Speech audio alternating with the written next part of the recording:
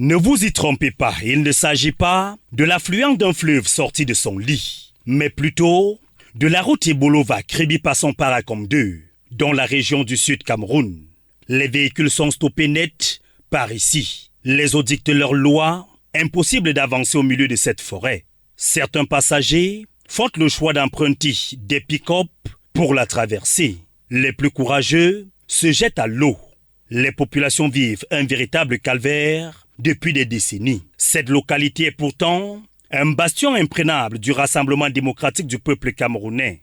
L'annonce du bitumage de cet axe routier par le président de la République, Paul Biya, lors du comice agropastoral d'Ebolova en 2011, a suscité une lueur d'espoir. Le marché est attribué 6 ans plus tard à l'entreprise ICM après un séjour du chef de l'État du 20 au 27 mars 2017 en Italie. Dans sa publication du 14 mai 2020, le quotidien Capitaux Public Cameroun Tribune annonce que l'entreprise adjudicataire a effectivement débuté les travaux.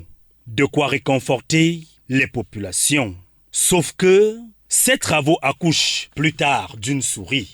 3 ans passés, le président de la République, par décret signé le 4 août 2023, habilite le ministre de l'Économie, de la Planification et de l'Aménagement du Territoire à signer un accord avec la Standard Chartered Bank Londres pour un prêt d'un montant de 198 820 547 €, soit environ 130 417 729 548 francs CFA, garanti par UK Export Finance, en vue du financement de cette route longue de 179,28 km pour un coût total de 122,4 milliards. Le prêt contracté est donc de 8 milliards supérieur au coût du marché. La durée des travaux est fixée à 36 mois. Jusqu'à présent, rien n'a véritablement changé sur le terrain. Les populations ont perdu tout espoir 12 ans après l'annonce présidentielle.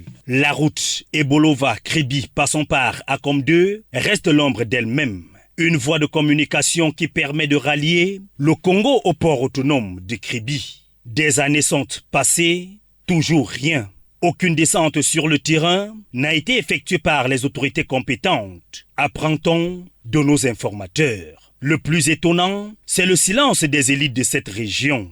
La question qui est sur toutes les lèvres est de savoir qu'est-ce qui bloque finalement ce projet. Une question qui reste jusqu'ici sans réponse.